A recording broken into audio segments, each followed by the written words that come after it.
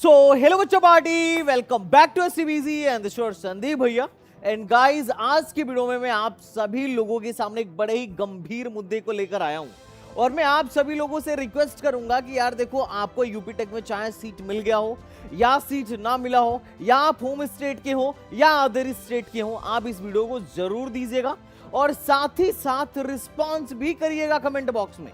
ये बहुत जरूरी है। और जो मैं बताने जा रहा हूं, हो सकता है कि ऐसा आप में से बहुतों के साथ हुआ हो और इस वजह से आपको या तो अब तक सीट ही नहीं मिली हो, या फिर ऐसा हो सकता है कि आप उस पोटेंशियल तक नहीं पहुंच पाए हैं, उस बेस्ट सीट तक नहीं पहुंच पाए हो जो आपको मिलना चाहिए। हाँ भाई साहब, वीडियो बहुत इंपॉर्टेंट है और जो मैं अभी बोलने जा रहा हूं, हो सकता है कि आप में से कई लोगों को अच्छा ना लगे और ऐसा भी हो सकता है कि आप में से कई लोगों को बहुत ही ज्यादा दुख पहुंचाए। उसके लिए मैं सॉरी बोलना चाहूंगा पहले ही, लेकिन मैं खुद इस समस्या से बहुत दिनों तक जूझता रहा हूं और एटलीस्ट अंत में अब मैं जाके इस वीडियो को बना के यूपी टेक से जवाब मांगने की कोशिश कर रहा हूं। इस मुद्दे को लेकर बच्चे एकेटीयू के हेड ऑफिस में भी गए थे और वहां से उन्हें कोई सेटिस्फैक्टरी जवाब नहीं मिला। कैसा हो, अगर तुम्हें ये लगे, सोचो एक बार, तुम सोचो आज तुम्हारी रैंक 2 लाख है और कैसा हो जब तुम्हें ये लगे कि 3 लाख रैंक वाले को, मान लो तुम जनरल कैटेगरी से हो, तुम्हारी रैंक 2 लाख है और राउंड 2 या 3 का रिजल्ट आया और पता चला कि एक कॉलेज जिसको तुमने अपनी चॉइस फिलिंग में डाला था वो तुम्हें नहीं मिला, लेकिन 3 लाख रैंक वाले को मिल गया, 3.5 लाख रैंक वाले को मिल गया और तुम इस बात पर एकेटीयू ऑफिस गए और वहां ये बोला गया कि नहीं भाई साहब, आप जो देख रहे हो गलत देख रहे हो, हमारे सिस्टम में तो दिखाई नहीं रहा है कि 3 लाख कहां पर है। तो कैसा लगेगा तुम्हें? सोचो एक बार, सोचो। तुम्हें ये लगेगा कि साहब सारा रैंक का रैंक धरा रह गया, कैटेगरी की कैटेगरी धरी रह गई, काउंसलिंग का एल्गोरिदम धरा रह गया और शायद अलॉटमेंट इस हिसाब से हो रहा है जिस हिसाब से सामने वाली पार्टी चाह रही है। ऐसा तुम्हारे मन में लग सकता है। तुम्हारे मन में लग सकता है कि भाई ना तो कोई रूल है ना रेगुलेशन है, नियम के हिसाब से सीट किसको मिलनी चाहिए? जिसकी रैंक बढ़िया हो। अगर मैंने चॉइस फिलिंग में पर्टिकुलर कॉलेज ए डाला है तो कॉलेज ए सबसे पहले उसको मिलनी चाहिए जिसकी रैंक बढ़िया हो। अगर उसको मिलती है तब उसके नीचे वाले रैंक को मिलनी चाहिए। यही काउंसलिंग का एल्गोरिदम है। लेकिन आज मैं जो तुम्हें दिखाने वाला हूं, तुम्हारे पैरों के नीचे से जमीन खसका सकता है और देखने के बाद मैं आप लोगों से हाथ जोड़ के निवेदन करूंगा कि अगर आपको अभी तक सीट नहीं मिला है या फिर सीट भी मिल गया है तो भी जाके अपने सारे चॉइसेस को प्रिंट करके एक एक चेक करना भाई साहब, एक एक कट ऑफ से मैच करना। कहीं ऐसा ना हो तुम्हारे साथ भी ऐसा हो गया हो सकता था कि तुम्हें बढ़िया कॉलेज मिल जाता लेकिन शायद मिला ही ना हो। और अगर किसी के साथ ऐसा हुआ हो तो तुम मुझे जरूर कनेक्ट करना, क्योंकि कल राउंड 4 का रिजल्ट आने वाला है। तो मैं हालांकि इस मुद्दे को वहीं जाके सुलझाने की कोशिश करना चाह रहा था, अपने इस सवाल का जवाब जानना चाह रहा था। इसके लिए मैंने जो बच्चा इसका विक्टिम रहा उसको मैं भेजा और वहां जाने के बाद उस बच्चे को सिर्फ निराशा हाथ लगी और जो इस सवाल का जो जवाब उधर से आया वो बड़ा ही दुखद जवाब था। ना तो किसी एल्गोरिदम को फुलफिल कर रहा था और ना ही उस आंसर का कोई मुझे सिग्निफिकेंस दिखाई दे रहा था। मतलब एक होता है ना कि एक बच्चा आ गया, किसी चीज की डिमांड कर रहा है, आप लॉलीपॉप पकड़ा दो और भेज दो कि चल बेटा कोई बात नहीं आगे देख लेंगे। तो ये बड़ी समस्या वाली बात हो जाती है, क्योंकि अगर ऐसे सिस्टम काम करेगा तो भरोसा करना बड़ा मुश्किल हो जाता है और बिना भरोसे के तो ऐसे सिस्टम में काम हो ही नहीं सकता है। अब क्या है, मैं ये नहीं बोल रहा हूं कि भाई साहब हो सकता है कि मैं गलत हूं, और मैं बार बार बोलता हूं कि सिस्टम सही होना चाहिए। मैं गलत हूं चलेगा, कोई दिक्कत नहीं है, क्योंकि सिस्टम के हाथ में हजारों लाखों बच्चों का जो है भविष्य है। अगर सिस्टम गलत हो गया तो जाने कितने लोगों का भविष्य खराब हो जाएगा, खतरे में आ जाएगा। मैं जो बोल रहा हूं, मैं गलत हो जाऊं कोई दिक्कत नहीं है और मैं इस चीज को खुशी खुशी सबके भी करना चाहूंगा। लेकिन मेरा काम है, अगर ईश्वर ने मुझे मौका दिया है और मुझे कहीं पर भी कोई एक भी चीज पकड़ में आ रही है जो लग रहा है कि ये नियम के विरुद्ध है या फिर नियम को फॉलो नहीं किया जा रहा है, तो डेफिनेटली अगर भगवान ने मुझे मौका दिया है बच्चों के हक में आगे बोलने का तो मैं जरूर बोलना चाहूंगा। बट एनीवेज, अभी जो क्वेश्चन है ध्यान से सुनना, जो मैं बोल रहा हूं सारे लोग प्लीज इस बात को थोड़ा ध्यान से सुनना और सपोर्ट करना मेरा। अगर नहीं सपोर्ट करोगे तो आज इसके साथ हुआ है, कल तुम्हारे साथ होगा, परसों हो सकता है किसी और के छोटे भाई बहन के साथ हो, और ऐसा भी हो सकता है कि तुम्हारे साथ तो हो गया हो लेकिन तुमको पता ही ना चला हो। बट एनीवे चलो शुरू करते हैं। आज जो मैं बताने वाला हूं, एक बच्चा है का रेफरेंस नंबर तुम देख लो ध्यान से। मैं कोई भी बात विदाउट प्रूफ के नहीं बोलता हूं, मैं कोशिश करता हूं कि जहां तक मैं अपने लेवल पर तहकीकात कर सकता हूं उसको तहकीकात करूं, क्योंकि मेरे को किसी पे क्वेश्चन मार्क नहीं उठाना होता, कभी अच्छा नहीं लगता। और मैं चाहता भी ना हूं कि ऐसा दिन आए कि हम सिस्टम पे क्वेश्चन मार्क उठा दें और बोले कि यार तुमने ऐसा कैसे कर दिया, ये बताओ ये क्यों हो रहा है। देखो इससे पहले भी मैं जब क्वेश्चन मार्क उठाया था तुमने देखा था, बिल्कुल जेन्युइन क्वेश्चन मार्क था, जेन्युइन।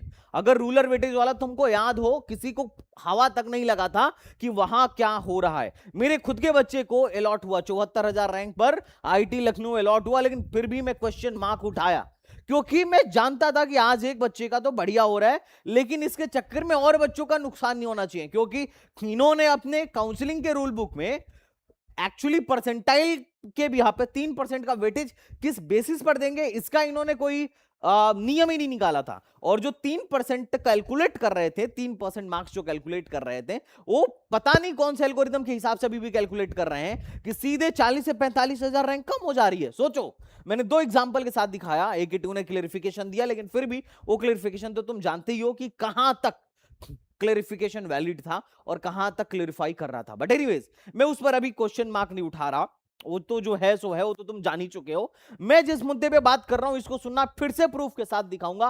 तुम्हें लगे संदीप भैया सही बोल रहे हैं तो सपोर्ट करना, अगर तुम नहीं सपोर्ट करोगे तो फिर मेरे बात करने का, क्योंकि मैं अपने लिए नहीं तुम्हारे लिए मुद्दा उठा रहा हूं, इस मुद्दा उठाने का कोई मतलब नहीं रह जाएगा। मैं एलिगेशन नहीं लगा रहा हूं किसी पर, मैं सिस्टम पे एलिगेशन नहीं लगा रहा, लेकिन ये हर बच्चे का हक है कि वो जाने अगर उसे सीट नहीं अलॉट हुआ है तो क्यों नहीं अलॉट हुआ है, क्योंकि रूल बुक में होना चाहिए। एनीवेज तुम इसका सीट देखो, सीट एलोकेशन देखो, इसको अभी कोई नो सीट अलॉटेड दिखाई दे रहा है। और आज मैं वीडियो शूट कर रहा हूं, तुम यहां पर देखोगे तो लगभग 2 अगस्त है और अभी शाम को 3 बज रहा है। मैं पिछले 1.5 दिन से लगा हुआ था सीसैप पर, इस वजह से वीडियो भी नहीं आ पा रही थी, लेकिन हम लोग बच्चे को AKTU भेजे, सब कुछ हम लोग ने करने का प्रयास किया। अभी देखो इसमें क्या है कि कोई सीट एलोकेट नहीं हुआ है, एकदम क्लियर है, बहुत बढ़िया। चलो अब अपन आते हैं और चल के देखते हैं कि इसने क्या कहां कहां पर अप्लाई किया हुआ है। तो बच्चे ने बीटेक में अप्लाई किया हुआ है ना, और इसका फॉर्म सबमिटेड है, डॉक्यूमेंट वेरिफिकेशन स्टेटस भी कंप्लीट है, मतलब इसका फॉर्म भी कहीं से रिजेक्ट नहीं हुआ है। ये भी बात ठीक है, इसमें भी कोई दिक्कत वाली बात नहीं है। फॉर्म रिजेक्ट नहीं हुआ है, सीट भी अलॉट नहीं हुआ है और डॉक्यूमेंट भी वेरीफाइड है। अब चलते हैं इसके उस पर, हमें चेक करना शुरू करते हैं कि बच्चे ने प्रेफरेंस क्या भरा था। एकदम लाइव दिखा रहा हूं, लाइव, ताकि बाद में कोई ये ना बोल दे कि एडिट करके दिखा रहा है ना, ये फर्जीवाड़ा कर रहा है। लाइव दिखा रहा हूं पूरा। बच्चे का अपन रैंक वगैरह देखना शुरू करते हैं कि बच्चे का रैंक वगैरह क्या है। तो देखो बच्चे का रैंक है, बच्चे ने देखो किस बेसिस पर अप्लाई किया है, तो जेईई के स्कोर पर अप्लाई किया हुआ है। एप्लीकेशन 2,60,000 है, रैंक इतना है 97,000, और स्कोर जो भी आया हो। रैंक पर मत जाना कि बच्चे की रैंक खराब है अच्छी है, ये इंपॉर्टेंट नहीं है, उससे ही ज्यादा इंपॉर्टेंट है कि बच्चा जो है जिस भी कैटेगरी का है, यहां पर अगर तुम देखो तो बच्चा जो है एससी कैटेगरी से बिलोंग करता है। बच्चा जो है फिलहाल में एससी कैटेगरी से बिलोंग करता है। एससी कैटेगरी से दिख रहा होगा, शायद तुम्हें नहीं दिख रहा हो तो यहां पढ़ लो, एससी कैटेगरी से बिलोंग करता है, सर्टिफिकेट नंबर है। अब आते हैं बच्चे के उस पर, तो बच्चे ने एससी कैटेगरी वगैरह सर्टिफिकेट वगैरह सब कुछ अपलोड किया हुआ है। बच्चे का रैंक याद रखना 9,79,000। अब आते हैं कि बच्चे ने चॉइसेस क्या भरी हैं। तो बच्चे ने चॉइसेस भरी है, राउंड 3 के चॉइस की बात कर रहा हूं, ये मैं नहीं बोल रहा हूं, ये राउंड 3 की चॉइस AKTU के पोर्टल पर लाइव दिख रही है, इनके पोर्टल का है ये, अभी मैं कहीं से डाउनलोड भी नहीं किया हूं, मैं इनके पोर्टल की ही बात कर रहा हूं, ये इनके पोर्टल पर लाइव दिख रही है, ठीक है। अब सवाल कहां से उठना शुरू होता है, सवाल उठना यहां से शुरू होता है कि बच्चे का फॉर्म रिजेक्ट नहीं हुआ, बच्चे ने जेईई मेन के बेसिस पर अप्लाई किया है, कोई बोर्ड के बेसिस पर अप्लाई नहीं किया है। बच्चे ने कैटेगरी भी सही लगाई है, सब कुछ सही लगाया है, बच्चे की रैंक भी जो है 9,80,000 मान लेते हैं। अब देखो सवाल क्या है, सवाल यह है, राउंड 3 के प्रूफ के साथ बता रहा हूं, प्रूफ तो राउंड 2 का भी है ना, इसको राउंड 1 में कोई सीट अलॉट हुआ ना, राउंड 2 में सीट अलॉट हुआ और ना राउंड 3 में सीट अलॉट हुआ। केस स्टडी समझना, बच्चे ने, अब मैं कुछ कॉलेजेस का कट ऑफ लेकर आया हूं, जैसे अवध यूनिवर्सिटी, अवध यूनिवर्सिटी में राउंड थ्री में आईटी जो है 11,65,000 पे गई है और राउंड टू में 12 लाख पे गई थी। सीएससी में इंटीग्रेटेड एमटेक जो है 13,94,000 पर गई है, 13 लाख तक गई है। सोना एससी कैटेगरी का अवध यूनिवर्सिटी में आईटी और सीएससी का जो इंटीग्रेटेड एमटेक है 11 से 13 लाख तक गया हुआ है। अब ध्यान से सुनना, इस बच्चे को सीट क्यों नहीं मिला? क्या ये बच्चा अवध यूनिवर्सिटी डाला नहीं था चॉइस फिलिंग में? अगर ये बच्चा अवध यूनिवर्सिटी चॉइस फिलिंग में नहीं डालता तो इसको नहीं मिलता, समझ में आ रहा है। लेकिन मैं कंट्रोल एफ करके देखता हूं यहां पे, है ना, सॉरी, चॉइस फिलिंग ही कर लेते हैं, ठीक है। यहां पे देख लेते हैं कि कहां पे है।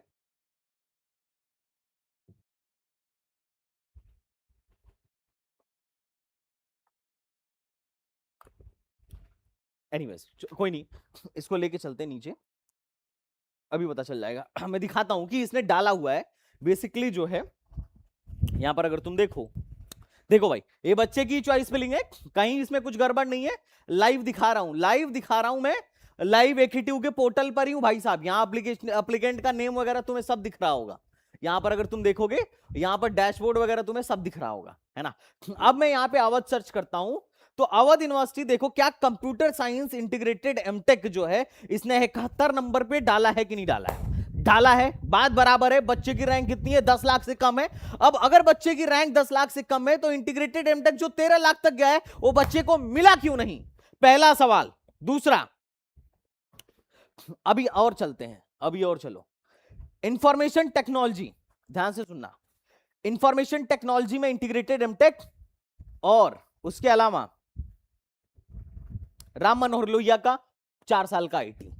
बच्चे ने 84 नंबर पर इंफॉर्मेशन टेक्नोलॉजी डाला है तो इसको मिला क्यों नहीं? रैंक इसकी कितनी है? 10 लाख के अंदर। आपने कहां तक दिया है? आपने कहां तक अलॉट किया है? 11 लाख तक अलॉट किया है। राउंड टू में कहां तक अलॉट किया है? 12 लाख तक। राउंड टू में भी 12 लाख तक आपने अलॉट किया था और उसके बाद सीएससी इंटीग्रेटेड एमटेक 13 लाख तक अलॉट किया था। तो इस बच्चे का जो, आप खुद यहां पर देखो, आपने रैंक कितना डिक्लेयर किया हुआ है। आप यहां देखिए कॉलेज ने रैंक कितना डिक्लेयर किया हुआ है। एकेटीयू का ये पोर्टल है, सामर्थ पोर्टल, uptse.samarth.edu.in। रैंक यहां पर 9,89,000 के आसपास डिक्लेयर किया गया है। तो इस बच्चे को मिला क्यों नहीं? अब तुम्हें लग रहा होगा कि सर आपने जो यहां पर लिखा है ना मास्टर साहब, ये आपने ऐसे ही लिख दिया है। आप मुझे ओआरसीआर पे चेक करके दिखाओ। तो आओ मैं ओआरसीआर पे चेक करके दिखाता हूं कि ओआरसीआर में क्या मामला यहां पर चल रहा है। आ जाओ यहां पर। अपन सबसे पहले यहां राउंड 3 सर्च करते हैं। इंस्टीट्यूट डालो,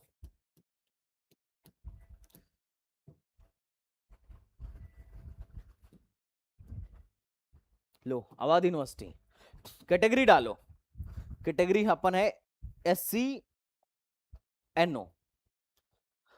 प्रोग्राम, चलो कोई ना, सर्च कर लो। अब देखिए, ध्यान से देखिए, 1 2 3 राउंड थर्ड का मैं डाटा दिखा रहा हूं। ये इंफॉर्मेशन टेक्नोलॉजी शिफ्ट 1 एक ही बच्चे को इन्होंने दिया है। ध्यान से सुनना, एक ही बच्चे को दिया है 11,65,692 और उसकी क्लोजिंग भी उसी पर है। अब सोचिए कि ऐसी क्या एल्गोरिदम थी जो इस बच्चे को सीट मिला, उस बच्चे को सीट नहीं मिला। सोचिए ऐसा क्या एल्गोरिदम रहा कि इस बच्चे को सीट, मतलब इस 11,65,000 वाले को सीट मिला है, उसको सीट नहीं मिला। अब तुम्हें लगेगा कि नहीं सर, ऐसा हो सकता है कि इसी बच्चवा को ना राउंड 2 में सीट मिल गया हो और वही सीटवा इस बार भी मिला हो, इसीलिए कैरी ऑन हो गया हो। तो चलो राउंड 2 का भी मैं चेक करा देता हूं कि राउंड 2 में देखो, राउंड 2 का देखो। राउंड 2 में भी जो इंफॉर्मेशन टेक्नोलॉजी जैसी ब्रांच थी वो 9 लाख से लेके 12 लाख तक दी गई थी इस बच्चे को, लेकिन नहीं दी गई थी। अब सवाल उत्पन्न होता है कि हो सकता है कि राउंड 2 में बच्चे ने चॉइस फिलिंग में एआईटी डाला ही ना हो।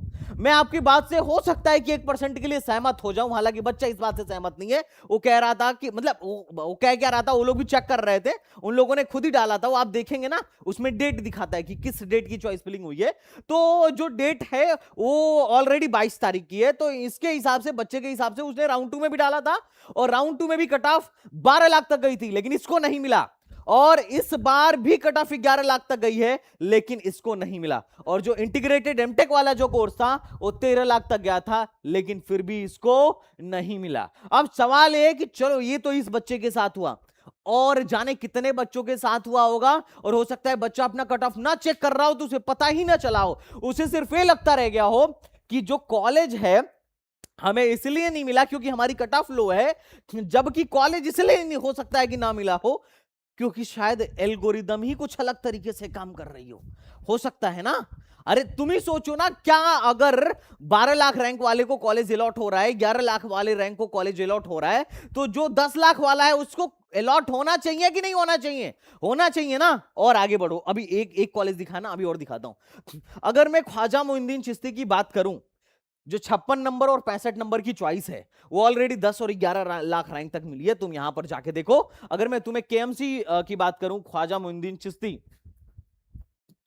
ये देखना ध्यान से देखना बेटा। अपन चलते हैं इसके चॉइस फिलिंग में कि इसने क्या चिश्ती डाला भी है। कहीं ऐसा तो नहीं है कि संदीप भैया बोल रहे हैं और पता चल रहा हो कि चॉइस फिलिंग में ही ना हो, क्योंकि रैंक तुम्हारी जितनी भी अच्छी हो, अगर आप चॉइस फिलिंग में नहीं डालिएगा तो आपको कॉलेज नहीं मिलेगा, एकदम फिक्स है। चलिए चिश्ती पे आते हैं, ख्वाजा मोइनुद्दीन चिश्ती पे आते हैं। 56 नंबर पे इसने देखो क्या डाला है, 56 नंबर पे इसने डाला है केएमसी, मतलब ख्वाजा मोइनुद्दीन चिश्ती का एआई एंड डेटा साइंस। ध्यान से पढ़ना, CSC AI and data science, ठीक है, बहुत बढ़िया जनाब। इसकी कट ऑफ देखिए, ख्वाजा मोइनुद्दीन चिश्ती का राउंड 2 में कट ऑफ देखिए, राउंड 2 में कट ऑफ देखिए जरा एससी कैंडिडेट का। AINML है और AIN डेटा साइंस है, ए वाली ब्रांच है। और इसकी क्लोजिंग देखिए 11,20,000, राउंड 2 में भी इसको नहीं मिला। मान लेते हैं कि शायद हो सकता है कि राउंड 2 के चॉइस फिलिंग में ना डाला हो, पर राउंड 3 की चॉइस फिलिंग तो आपके सामने है। आइए राउंड 3 पे मैं लेके चलता हूं, इस पर इधर आइए जरा, रिसेट कर दिया है ना, राउंड 3 पे आ गया और मैं फिर से यहां सर्च कर लिया। यहां पे कैटेगरी सेलेक्ट कर लीजिए, SCNO।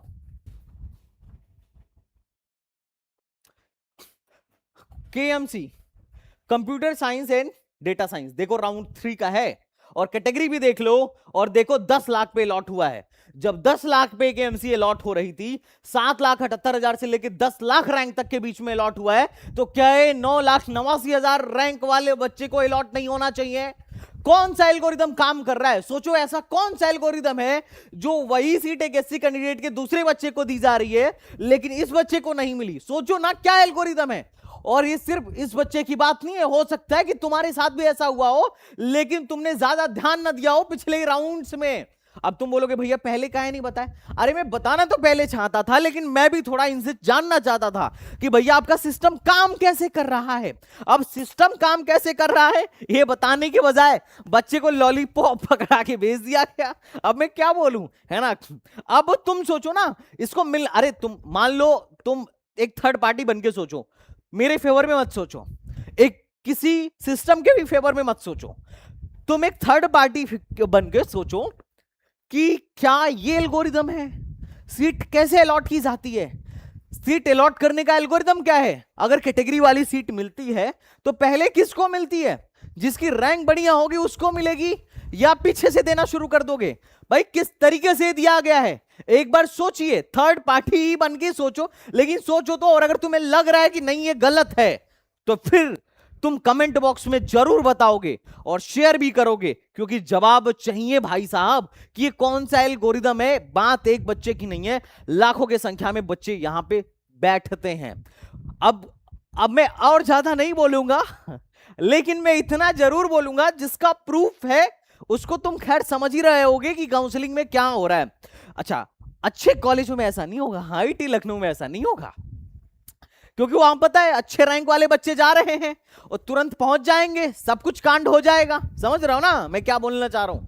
ज्यादातर केस जो है कहां हो रहे हैं ये समझना थोड़ा सा। चलो हम और एग्जांपल दिखाता हूं, नेक्स्ट एग्जांपल पे आओ। कोर सीएससी की बात कर लेते हैं, केएमसी की कोर सीएससी की बात कर लेते हैं। तो ये राउंड 3 में, थर्ड राउंड में ख्वाजा मोइनुद्दीन चिश्ती की जो कोर सीएससी है एससी कैटेगरी को 1,16,000 रैंक तक मिला है। इस बच्चे को क्यों नहीं मिला है, जबकि इस बच्चे ने अपने चॉइस फिलिंग में क्या कोर सीएससी डाला नहीं है? ये देखो, मैं आगे बढ़ता हूं इसको, क्या कंप्यूटर साइंस एंड इंजीनियरिंग डाला नहीं है ख्वाजा मोइनुद्दीन चिश्ती की इस बच्चे ने?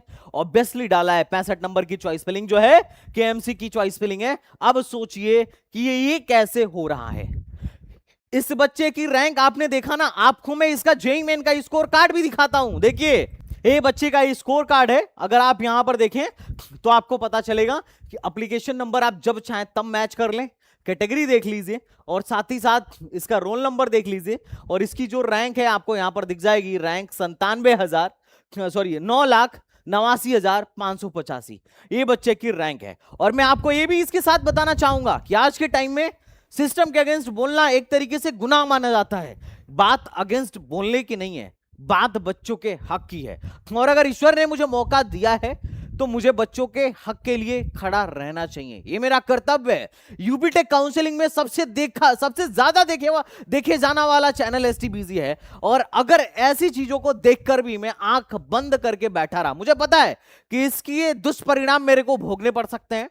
हो सकता है कि कॉपीराइट स्ट्राइक आ जाए, हो सकता है कि कल बच्चे को ही लॉलीपॉप देके बोल दिया जाए कि यार बोलो कि मेरा इन्होंने पर्सनल इंफॉर्मेशन दिखा दिया है और इन पे ये कर दो, मतलब अलग अलग तरीके की बातें हो सकती हैं। पर मैं इस भरोसे के साथ ये वीडियो बना रहा हूं कि सिस्टम की तरफ से हमें इस का जवाब मिलेगा कि एल्गोरिदम किस तरीके से काम कर रहा है। मामले को पर्सनल लेने के बजाय इसको सही ढंग से प्रोफेशनल तरीके से सॉल्व किया जाएगा और हम सबको ये बताया जाएगा कि भाई साहब किस एल्गोरिदम के तहत सीट का आवंटन किया जा रहा है, सीट का जो डिस्ट्रीब्यूशन है वो किस एल्गोरिदम के तहत हो रहा है, जो अब तक हमें ऐसा क्या है इसमें जो नहीं समझ में आया। एक कौन सा फार्मूला है जो आईआईटी लखनऊ के लिए तो सही चल रहा है लेकिन ये जो नीचे की यूनिवर्सिटीज है इनके लिए नहीं सही चल रहा है।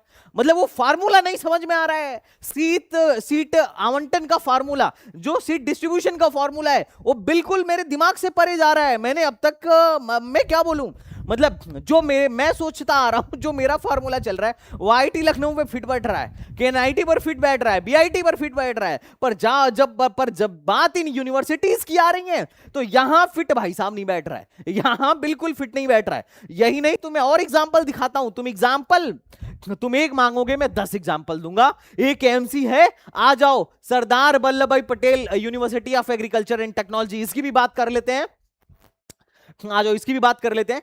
AINDS 10 लाख पे मिला है और आईटी तो इन्होंने 15 लाख पर दे दिया। अभी 15 लाख मतलब मोटा मोटी समझ रहे हो ना। जेईई मेन के बाद वाले बच्चों को सीयूटी फलाना ढिमकाना इसके रैंक के ब्याज पर भी हो सकता है सीटें अलॉट। अब जैसे भी हो रही हो, मेरा मुद्दा अभी वो नहीं है। मेरा मुद्दा अभी ये है कि 10 लाख रैंक पर सरदार वल्लभ भाई पटेल वाले को मिल गया, आईटी पे भी 15 लाख को मिल गया, इसको क्यों नहीं मिला भैया? ऐसी कौन सी गलती हो गई, कौन सा घोर पाप हो गया, महापाप हो गया, या इसने ऐसा क्या कर दिया? चलो आ जाओ पटेल पे आते हैं, पटेल जी पर, है ना।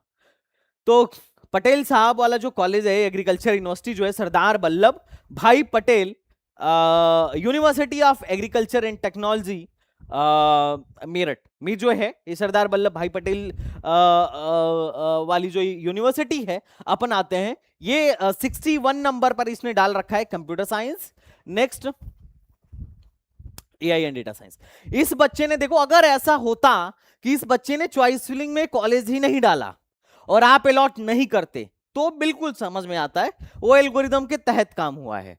लेकिन ये जो पटेल जी वाली यूनिवर्सिटी है, ये जो एआई एंड डेटा साइंस है भाई साहब, एआई एंड डेटा साइंस जो है 10 लाख रैंक पर मिल भी गई किसी और बच्चे को, जबकि इसकी रैंक 9.79 लाख थी, इसको पहले मिलनी चाहिए थी, इसको छोड़ के किसी और को दे दिए। कैसे? अब तुम्हें लग रहा होगा एक बार रैंक भी दिखाइए तब माना जाएगा कि हाँ किसी और को मिला है। आ जाओ पटेल जी वाली जो यूनिवर्सिटी है इस पर चलते हैं। ये मैं कीवर्ड सर्च कर लेता हूं। ये तो सरदार वल्लभ भाई, एक आरईसी का भी नाम इन्हीं के नाम पर, सरदार पटेल जी के नाम पर रख दिया गया, और ये तो है था ही पहले सरदार पटेल जी के नाम पर। अब अपन लेके आते हैं। अब सोचो ये राउंड 3 का डेटा है। एआई एंड डेटा साइंस की ओपनिंग है 7,31,000 और क्लोजिंग है 10 लाख। तो क्या उस बच्चे को ये सीट मिलनी चाहिए? तुम सोच के बताओ, क्या उस बच्चे को ये सीट मिलनी चाहिए या नहीं मिलनी चाहिए? तुम मेरे इस सवाल का जवाब दो बच्चों। मैं जो आप लोगों से पूछ रहा हूं, आप लोग भी अपना कमेंटर लिखिए, और अगर आपके साथ भी ऐसा कुछ हो गया हो तो तुरंत तुरंत बताइए। और साथ ही इस समस्या को, इस वीडियो को, मेरी बातों को AK2 तक पहुंचाइए। आप मेल करिए। उसके अलावा और भी कुछ मेल आईडीज हैं भाई साहब, आप नीचे में डिस्क्रिप्शन में दे दूंगा, वहां पर भी जाके मेल करिए और जवाब मांगिए। हम एलिगेशन नहीं लगा रहे हैं, हम नहीं बोल रहे हैं कि बेईमानी हुई है, हम मान के चल रहे हैं कि AK2 में बहुत प्रबुद्ध लोग बैठे हैं। अब चूंकि एशिया की सबसे बड़ी टेक्निकल यूनिवर्सिटी है, तो सबसे बड़े प्रबुद्ध लोग बैठे होंगे, ऑब्वियसली हम मान के चल रहे हैं। और हम मान के चल रहे हैं कि सिस्टम किसी बच्चे के साथ नाइंसाफी नहीं करेगी, भरोसा है सिस्टम पर। लेकिन अगर ऐसी चीजें आती हैं तो कहीं ना कहीं क्वेश्चन मार्क तो उठता है, और बच्चे अभी छोटे हैं तो उनके दिमाग पर गलत असर नहीं पड़ना चाहिए। तो ऑब्वियस ही बात है, इसका हमें जवाब मिलना चाहिए। अब इस चीज को आप मेल करिए, मांगिए, और साथ ही साथ मैं इसको ट्विटर पे डालने जा रहा हूं। आप इस वीडियो को ट्वीट करने के साथ ही साथ ट्वीट करिए और बाकी लोगों तक पहुंचाइए, क्योंकि ये बहुत जरूरी है।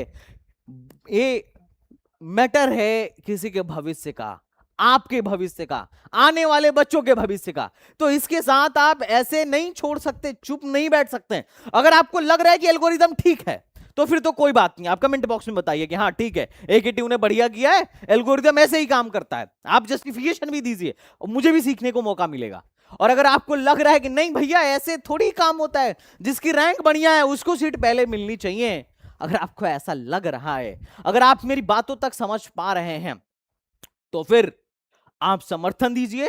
आप नीचे कमेंट बॉक्स में लिखिए, और इस वीडियो को जहां तक शेयर कर सकते हैं शेयर करिए। जिस भी इन्फ्लुएंसर को जानते हो उस तक बात पहुंचाइए, ताकि ये बात यूपीटेक तक पहुंचे और मैं जो कह रहा हूं इसका कोई ना कोई समाधान निकाला जा सके, ताकि हमें भी भरोसा हो, बच्चों को भी भरोसा हो कि यस ठीक है, कोई दिक्कत नहीं है, बिल्कुल सही चल रही है काउंसलिंग, डरने की कोई जरूरत नहीं है। और टेंशन मत लेना बच्चा पार्टी, संदीप भैया तुम्हारे साथ हमेशा खड़े हैं। I am always with you. तुम में से भी किसी के साथ ऐसा केस हुआ है, क्योंकि इस बच्चे के साथ एक केस हुआ, इस बच्चे ने मुझे तुरंत बताया, यूट्यूब से वीडियो देखा कि भैया आप खड़े रहते हो, हेल्प करो। मैं इसके लिए खड़ा रहा। मैं आपसे भी बोलूंगा कि अगर आपके साथ भी होता हो, आप प्रोग्राम में हो ना हो, डजंट मैटर, आप स्टूडेंट हैं, यूपीटेक की काउंसलिंग में पार्टिसिपेट कर रहे हैं, भावी इंजीनियर बनने वाले हैं, आपके साथ खड़ा होना मेरा कर्तव्य है। आपको मैं छोटा भाई मानता हूं। प्रोग्राम में होना ना होना वो अलग की बात है, वो बाद की बात है, वो सेकेंडरी चीज है। लेकिन अगर आपके साथ ऐसा कुछ हो रहा है तो जरूर आप मुझे बताइए, बिल्कुल शर्माइए मत। हमारा कॉल नंबर है, अगर नंबर पे कॉल ना लगे, क्योंकि बहुत सारे बच्चे लगातार कॉल करते रहते हैं, आप मेरे को मेल डाल दीजिएगा, ये स्मॉल में रख दीजिएगा, STBZ है ना, आप मेरे को मेल करिए, जरूर मैं आपको रिप्लाई करूंगा अगर सच में आपका केस जेन्युइन है तो। ओके, अब आगे एक दो और केस दिखाता हूं, जिसे देख के शायद तुम्हें और गुस्सा आ सकता है। यहां पर देखो, नित्रा टेक्निकल कैंपस, नित्रा टेक्निकल कैंपस में अपन देखें तो नित्रा टेक्निकल कैंपस में 12 लाख पे AIML मिला हुआ है नित्रा टेक्निकल कैंपस में। और मैं ये भी दिखाता हूं कि इस बच्चे ने नित्रा टेक्निकल कैंपस को डाला है। मैं एक बार इसको फिर से यहां पे जाके फिर से लॉगिन करके दिखा देता हूं, ताकि तुम्हें ऐसा ना लगे, या सिस्टम को ऐसा ना लगे कि साहब झूठ झूठ दिखा रहा है, साहब एडिट कर करके दिखा रहा है। समझ रहे हो, ऐसा नहीं लगना चाहिए कि मैं एडिट कर करके दिखा रहा हूं। ऐसा बिल्कुल लगना चाहिए कि ये वही है जो आपने दिया है, ये वही है जो आपने दिया है। मैं देख लो, चेक कर लो, रैंक वही है, एप्लीकेशन नंबर वही है। मैं फिर से नित्रा, इस पे कंट्रोल F करके नित्रा सेलेक्ट करता हूं। नित्रा टेक्निकल कैंपस में ध्यान से देखिएगा, ये जो इसने AIML भी डाला है और इसने CSE भी डाला है, लेकिन इसको मिला कुछ नहीं है। मिला कुछ इसलिए नहीं है, इसका मैं आपको प्रमाण दे देता हूं। जब सीट अलॉट होती है, अगर आप यहां जाएंगे ना, डैशबोर्ड में जाइए, जब सीट अलॉट होती है तो यहां पे लिखता है click here to view seat allocation. और मैं इस बात को भी लेकर श्योर हूं कि अगर ये वीडियो यूपीटेक तक पहुंची तो अगले राउंड में सीट तो इसको मिलनी तय है। मिलेगी कि नहीं मिलेगी ये मैं बताऊंगा, लेकिन तुम लोगों ने अगर सपोर्ट किया दोस्तों, अगर तुम्हारा सपोर्ट रहा तो अगले राउंड में इसको सीट मिलेगा। नहीं मिलेगा तो फिर तो मामला और बढ़ जाएगा। एनीवेज, यहां सीट एलोकेशन में देखो, नो सीट एलोकेटेड, यहां पे दिख रहा है ना, नो सीट एलोकेटेड। तो यहां से तुम्हें समझ में आ रहा होगा, है ना। मैं फिर से यहां पे जाता हूं और इसने राउंड 3 में क्या क्या डाला है इसको हम फिर से यहाँ पे वो कर लेते हैं और इधर चलते हैं, नित्रा पे चलते हैं। देख लो वही बच्चा है, कोई अलग बच्चा नहीं है, जेई मेन उसी बच्चे का है। और मैं यहाँ पर Ctrl+F करके नित्रा में इसने सीएससी का AIML भी डाला है और सीएससी भी डाला है। देख रहा हो बच्चे की कैटेगरी क्या है, एससी कैटेगरी, और एससी कैटेगरी वेरीफाइड है, सब कुछ है, कोई दिक्कत नहीं है। ये लोग खुद भी बोल रहे हैं कि हाँ एससी कैटेगरी है और कहीं पर भी इसका वो नहीं हुआ है। अब आते हैं इस पर, क्या बोलते हैं, कट ऑफ पर।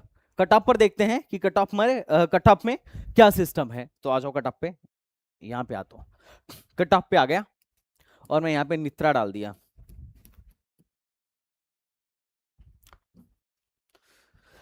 नित्रा टेक्निकल कैंपस में अगर मैं बात करूं तो 4,92,000 से स्टार्ट हुआ था सीएससी एआई और गया कहां पे 8,36,000 पे।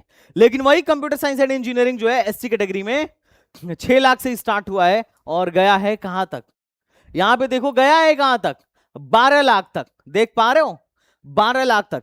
और ऐसा नहीं है कि ये फीमेल का देख रहा हूं, एससीजीएलए है, एससीजीएलए है, एससीजीएल का तो सिस्टम ही अलग है, एससीजीएल का तो सिस्टम ही अलग है। देख रहे हो, तो एक गर्ल वालों का कट ऑफ ये है और एससीएनओ का कट ऑफ जो है वो ओपन जनरल होता है, मतलब ओपन में है, मेल फीमेल बोथ। तो यहां पर तुम ये देखो, देख रहे हो 12 लाख पर।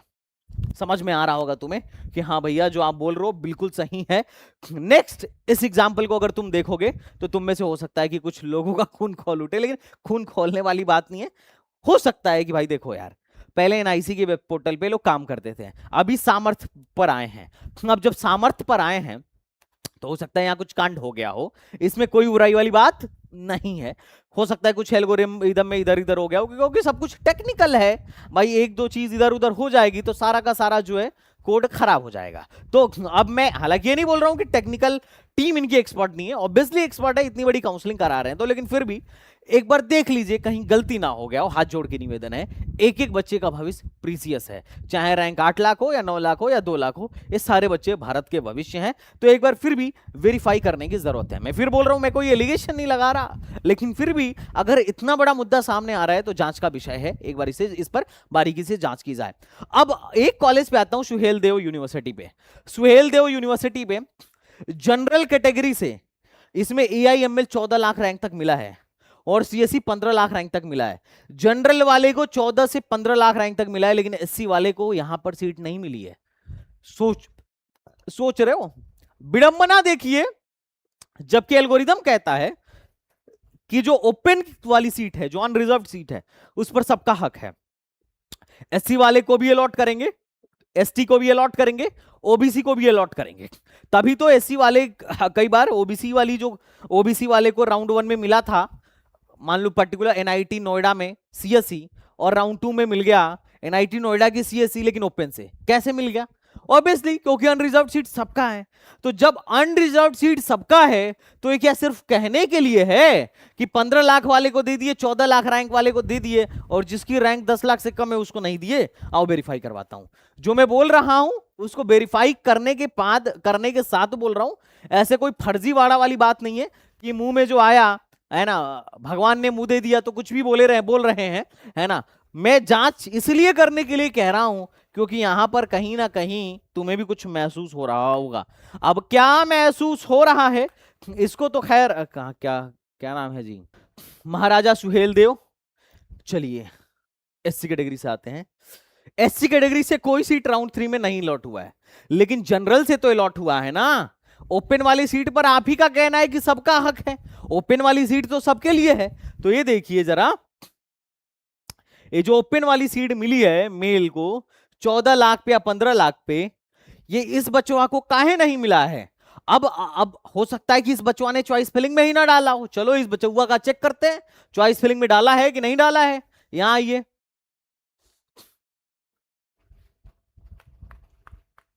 देखिए महाराजा सुहेल देव, इसने सीएससी डाला है, अच्छा बढ़िया, और इसने AINML भी डाला है। और यहां पर कटअप देखिएगा तो पता चलेगा कि यस, इसने सीएससी में AINML भी 14 पे गया है और कोर सीएससी भी 15 पे गया है। तो सवाल ये है कि इस बचुआ को सीट काहे अलॉट नहीं हुआ है? That is the biggest problem. ये तो कहा, ये जो सीट का आवंटन है एल्गोरिदम के हिसाब से तो नहीं हो रहा है जहां तक मैं समझ पा रहा हूं। अब चूंकि क्या है कि मैं थोड़ा तुच्छ व्यक्ति हूं, तो हो सकता है कि मेरी सोच वहां तक नहीं पहुंच पा रही हो, अनुभव की कमी हो, या ऐसा हो सकता है कि अभी सीखने के लिए बहुत सारी चीजें बाकी रह गई हो। ऑब्वियस सी बात है, उम्र के साथ इंसान सीखता है। लेकिन फिर भी एज पर माई नॉलेज अगर मुझे कहीं लग रहा है कि ये जांच का विषय है, क्योंकि भाई साहब अभी क्या है कि अभी सिस्टम थोड़ा नए प्लेटफॉर्म पर चेंज हुआ, क्या हुआ है कि शिफ्ट हुआ है, और इसी प्लेटफॉर्म पर मैंने एक दो नहीं जाने कितनी गलतियां दिखाई हैं। जो बच्चे मेरी वीडियो देखते होंगे उनको पता होगा कि बहुत सारे टेक्निकल एरर्स, बहुत सारे टेक्निकल ग्लिच इस प्लेटफॉर्म पे थे, और मैं विथ सॉलिड प्रूफ उन सारों को एक एक करके दिखाया हूं। बट एनीवेज मैं उस पर कोई बात नहीं करना चाहता हूं, लेकिन मैं इस पर जरूर बात करना चाहता हूं कि साहब एक बार चेक किया जाए, जांच पड़ताल का विषय है कि भैया अब तक इस बचुआ को सीट काहे नहीं मिला। ये समस्या वाली बात है, और मैं बाकी आप लोगों से भी रिक्वेस्ट करूंगा कि पहले आप अपनी चॉइस फिलिंग का जांच करिए। नहीं ऐसा तो नहीं है कि आपको भी नहीं मिला, और चूंकि कल नेक्स्ट राउंड का रिजल्ट आ जाएगा तो ये बात आपको कभी पता नहीं चलेगी कि आपके साथ क्या हुआ। इसलिए जरूरी ये है कि हर बच्चे तक ये वीडियो आज रात तक ही पहुंच जाए, कल का रिजल्ट आने से पहले ही पहुंच जाए, वरना ये जो तुम्हारी प्रेफरेंस है वो हट जाएगी, मतलब वो हट जाएगी। एक तरीके से ये पता लगाना थोड़ा सा मुश्किल हो जाएगा। तो आप लोगों से रिक्वेस्ट करूंगा कि इस वीडियो को ज्यादा से ज्यादा लोगों तक शेयर करिए, और अगर कोई और इन्फ्लुएंसर इस मुद्दे पर वीडियो बनाना चाह रहा है, अगर तुम बच्चों के हक में हो, फाइट करना चाहते हो, तो मैं आपको बोलूंगा, अगर आप कहोगे तो मैं ये डेटा आपको भी भेज दूंगा। यहां पे अगर आप देखो, मैं इसको प्रिंट करता हूं, इस पीडीएफ को प्रिंट करता हूं, तो डेट दिखा देगा कि भाई कब की चॉइस फिलिंग हुई है। ये जनरेटेड है एप्लीकेशन 22 जुलाई 2026 की, ये एप्लीकेशन नंबर एंड दिस, यहां पे सब कुछ दिखाएगा कब का क्या जनरेट हुआ है। ये देखिए,